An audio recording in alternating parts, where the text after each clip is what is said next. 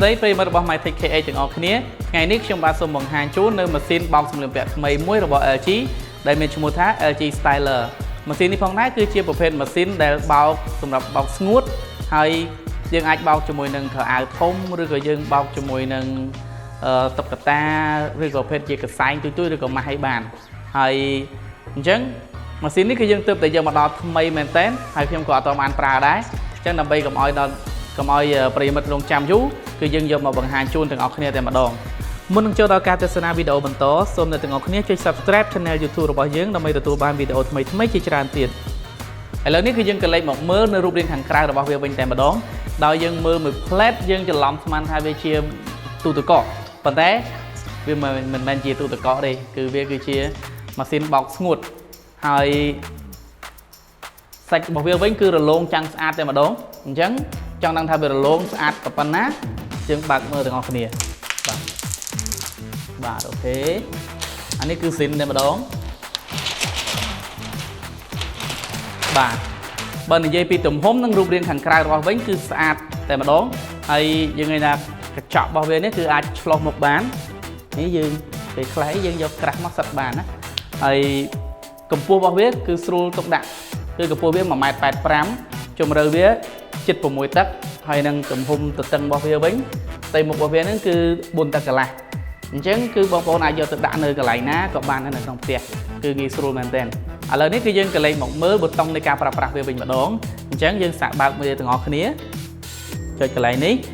អញ្ចឹងនៅក្នុងនេះមុខងាររបស់វាគឺមាន preparing streaming drying ដូចស្តៀងជាមួយនឹងម៉ាស៊ីនបោកខោអាវយើងទូទៅដែរប៉ុន្តែបើសិនជាចង់ដឹងថាតើរបៀបនៃការប្រើប្រាស់របស់វា detail នោះគឺយើងនឹងជួបគ្នានៅវីដេអូក្រោយទៀតឥឡូវគឺយើងសូមទៅមើលនៅខាងក្នុងវិញវ៉ាវ cool អញ្ចឹងមើលមកយើងមានអំពូលដល់ទៅ2អានេះកន្លែងព្យួរខាងលើកន្លែងនេះគេឲ្យយើង push អូខេខោអីចេះក្នុងនេះអានេះមានគ្រឿងគេឲ្យមកមានស្មាមានជើងមានសោ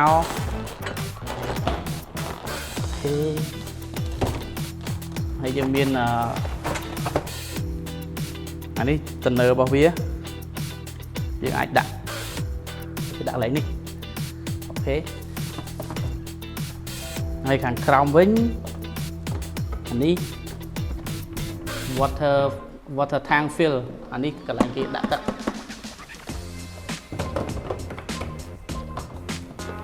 អានេះ trend tank អានេះគឺកន្លែងទឹកហូរចេញបាទអស់ហើយអញ្ចឹងសម្រាប់ម៉ាស៊ីននេះមកទៅដូចជា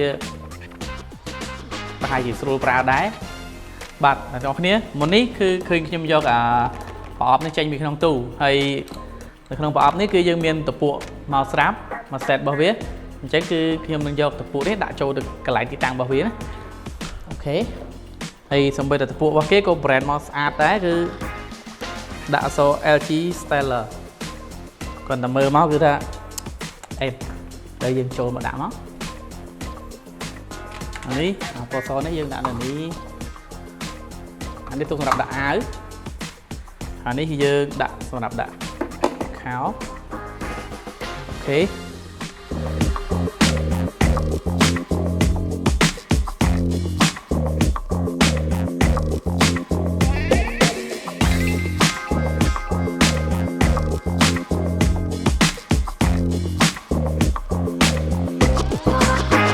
បាទឥឡូវនេះគឺយើងបានដាក់កៅអៅចូលហើយអញ្ចឹងគឺយើងចាប់ផ្ដើមបើកទាំងអស់គ្នាអូខេយើងចុចដំណើរការវាមួយ power on ហើយយើងចុចទៅលើកន្លែងមុខងារថា refresh នេះយើងចុចមកវាមាន normal light ហើយនិង heavy អញ្ចឹងយើងចុចយកអា normal នេះអានេះវា steam ធម្មតា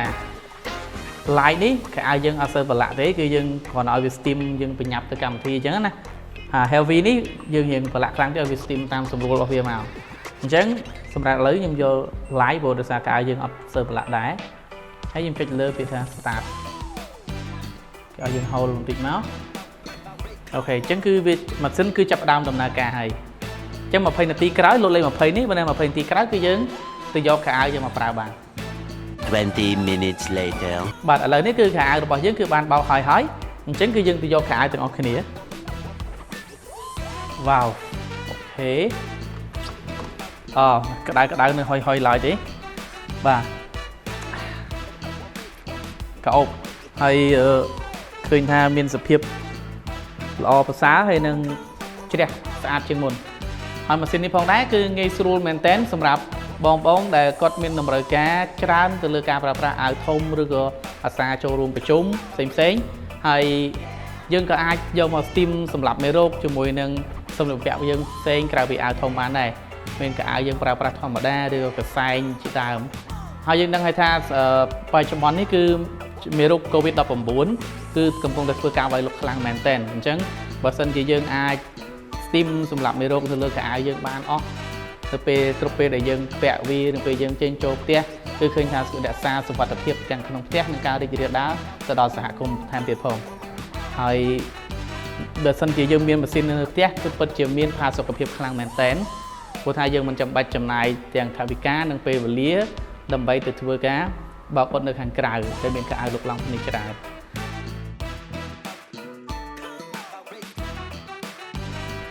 ហើយចំណុចពិសេសមួយទៀតដែលខ្ញុំនឹងចង់បង្ហាញជូនដល់អ្នកទាំងអស់គ្នានោះគឺថាម៉ាស៊ីនមួយនេះគឺវាអាចភ្ជាប់ជាមួយនឹងទូរស័ព្ទដៃបានដែលយើងអាចធ្វើការគ្រប់គ្រងនៅរាល់ប្រតិបត្តិការនិងដំណើរការទាំងមូលនៃម៉ាស៊ីនមួយនេះផងដែរសម្រាប់តម្លៃនៃម៉ាស៊ីនមួយនេះផងដែរវាមានតម្លៃប្រហាក់ប្រហែលជាង$1,600នៅលើទីផ្សារបច្ចុប្បន្នសូមបញ្ជាក់ផងដែរថាវីដេអូមួយនេះនិយាយអំពីចំណាប់អារម្មណ៍ផ្ទាល់ខ្លួនរបស់ខ្ញុំទៅលើការប្រើប្រាស់ជាលើកដំបូងហើយចាប់ពីពេលដែលបានម៉ាស៊ីនមកដល់ភ្លាមខ្ញុំក៏បញ្ញាប់ធ្វើវីដេអូបង្ហាញជូនអ្នកទាំងអស់គ្នាភ្លាមហើយខ្ញុំនឹងបង្ហាញអ្នកទាំងអស់គ្នាឲ្យលម្អិតបន្ថែមទៀតទៅលើវីដេអូនៃការប្រើប្រាស់ទៅលើម៉ាស៊ីននេះផងដែរនៅវីដេអូបន្ទាប់ហើយក៏សូមអរគុណទៅដល់ប្រិយមិត្តទាំងអស់គ្នាដែលតែងតែតាមដានទស្សនានៅរាល់វីដេអូរបស់ Mytech ហើយយើងសន្យានឹងជួបគ្នានៅវីដេអូក្រោយៗទៀតបាទសូមអរគុណ